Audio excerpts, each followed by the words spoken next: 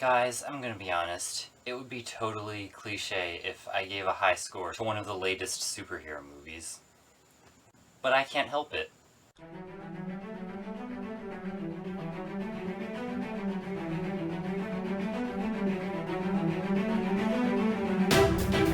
Hello, and welcome to my first review filmed with some kind of camera, and my first review is something that hasn't already been out for at least 80% of a year. And now that I think about it, it's my first review of a Marvel Cinematic Universe movie. Big Hero 6 isn't part of that, and neither is Wolverine, just to be clear. Marvel Cinematic Universe refers to movies connected to the Avengers. X-Men movies are out because Disney doesn't own the rights, and Big Hero 6 is out because it's animated, and in a magical land where Japan and America are combined. Today we will be looking at the 11th installment of the Marvel Cinematic Universe, The Avengers, Age of Ultron. This is the second Avengers movie, and I have to say, it delivers. But does it really do much else? Let's take a look. First, you may be wondering what I thought of the first Avengers. I thought it was great. It was a lot of fun, a breath of fresh air, and groundbreaking.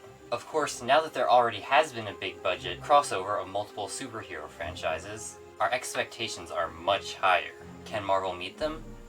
For the most part, I'd say they have. Phase 2 movies aren't as ambitious, and that's okay. Not everything can be the Avengers. But the question for this video is the Avengers the Avengers? For the most part, I'd say yes. The reasons I'd say no are actually very minor and not very relevant, and most of that is out of the way during the movie's very first scene. We begin with the Avengers reassembled as they attack a Hydra outpost in an Eastern European country, Sokovia. I found it a little bit hard to believe they had reassembled so quickly. Spoiler alert. Also, Iron Man has all of his technology back with no explanation whatsoever. Nobody addresses this. There's nothing. Not even so much as a comment from Pepper. I'd have no trouble believing he rebuilt everything, but they could have at least said something. Unspoiler alert. But these are minor, and ultimately, the best thing about a sequel is that we don't have to spend 70% of the movie on origin stories. So it's best not to dwell on these things. Anyway, Baron Wolfgang von Strucker has been using Loki's scepter to experiment on twins Pietro and Wanda Maximoff, also known as Quicksilver and the Scarlet Witch, who are capable of superhuman speed and mind and energy manipulation, respectively. But when Tony Stark and Bruce Banner discover an artificial intelligence within the scepter's gem, Stark uses it to complete Ultron, a global defense program. Guess what? No, go on, guess. That's right, he becomes sentient. Ultron's job is to keep the Earth safe, and having gained his sentience early in the process, determines that the Avengers are not safe for the planet Earth. Yikes. He's crazy, but at the same time, you can see where he's coming from, right? I mean, at least when it comes to the Avengers. Spoiler alert. Eventually he reveals that he has to destroy all of humanity to keep the Earth safe, and that's just insane. And I'm not actually sure if that's a spoiler, because people have talked about that before the movie came out. Unspoiler alert. After attacking the Avengers, Ultron escapes into the internet, which is horrifying, and builds an army of drones. He also recruits the Maximoff twins, who hold Stark responsible for the deaths of their parents due to his weapons. And then the Avengers fight amongst themselves, fight lots of robots, you know the drill. There's more to it than that, but I don't want to be too specific. While the first movie spent the first half on the plot, and then pushed all the action towards the second half, this movie's format is a little different. We get plot, action, etc., and it's all more evenly distributed. I think the formula works. It puts more emphasis on the plot, it's appropriate for a sequel, and it makes the whole thing feel less like one big mood swing. Though this has its ups and downs when it comes to the film's tone, which is considerably darker than that of the first film.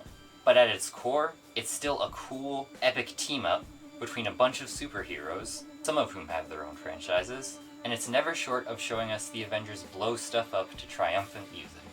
There's plenty of action, a good amount of plot, and short of some very small problems that for the most part I've already covered, it's a decent plot. The writing was good too, though sometimes I feel like they're trying just a little too hard to put in clever and/or profound one-liners, which is bound to happen with any movie franchise that attempts to be deep and/or witty, no matter how good. It's not a huge issue.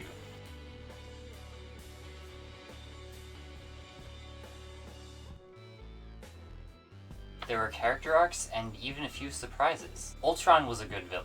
He was as cliche as you can get, but I don't care. The Avengers is about doing something we've already seen really well, not doing something radical and new. It's simple, and Ultron was a simple villain who happened to be voiced by James Spader and have a lot of personality, some of which he inherited from Tony Stark. The fact that he was James Spader was a little weird at first, but after a while I got used to it and started to see him as his own character. I'm not criticizing James Spader, but I think we can agree that he brings a lot of personality to any role, and there can be parallels to say the least. I would also complain about the characters of Scarlet Witch and Quicksilver, but I can't. The movie deals with a lot of characters, and in light of this, they both came out with much more development than they could have. Even if most of the time I find myself wanting the movie to get back to Iron Man or Captain America. And that brings us to visuals. Age of Ultron borrows some atmospheric elements from the first movie, but much of the movie takes place in Eastern European settings. The special effects were exactly as good as you'd expect them to be. I should highlight some parts, such as the scene in which the Hulk rampages and needs to be calmed down. No, that's not a spoiler, it happens all the time.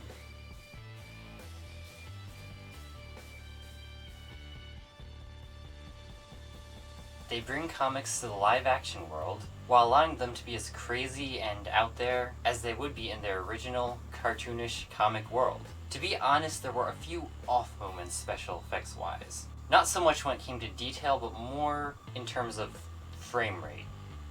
I don't know how to put it. These moments didn't bother me. I just saw them and mechanically thought, I'm supposed to complain about this because people complain about this.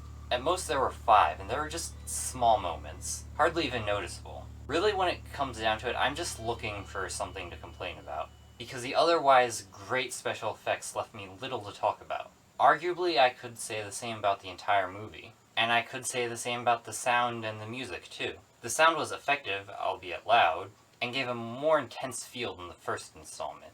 The music was either recycled or forgettable, but it did its job and set the mood, which is the point of background music after all. Frankly, I'm just glad they didn't overuse the whole "there are no strings on me" thing they had going in the previews. I was honestly afraid they would, but they didn't.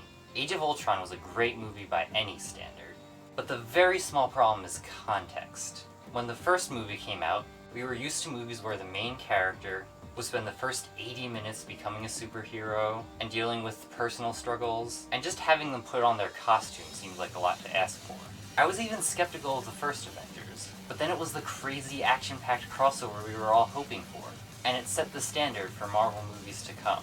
Age of Ultron is no worse than the first movie, but it's no better either. I expected it to be awesome, and it was. I can't blame them though. If they had tried too hard to be different, it could have ended badly. They did the right thing, it's just, I don't know. I don't care about this stuff as much as I'm making it sound like, but the movie was just so obviously awesome that I can't find anything to talk about. If you're worried, I should tell you this is just one point I'm debating here. I try to judge movies based on their own merit and not worry about source material or cultural context, but if I took that too far, I'd have to view Age of Ultron like the other Marvel movies don't exist, and that would just be confusing. The first movie is easily a 9. I probably shouldn't tell you this, but sometimes I actually question the scores I give to movies. But I'm not going to go back and change them, because then I'd always be worrying about what I gave to what in relation to what, and ultimately this channel is just something we do for fun. So after much deliberation, I can say that at this point in time, I have decided to give Age of Ultron an 8 out of 10. Age of Ultron is rated PG-13 for rather intense sci-fi action violence and some suggestive comments. Overall, it's slightly worse than the first movie in both areas, but it's not a drastic change. The biggest change is just an overall tone. And that's Age of Ultron. Thank you so much for watching our channel. If you want, you can check out some of my other movie reviews, or you can watch Matey's cartoon reviews, or Josh's game reviews, or Josh's Let's Play videos. I'm in some of them. And you can now find the Sentient sock puppets on Facebook, YouTube, and Twitter. See you later!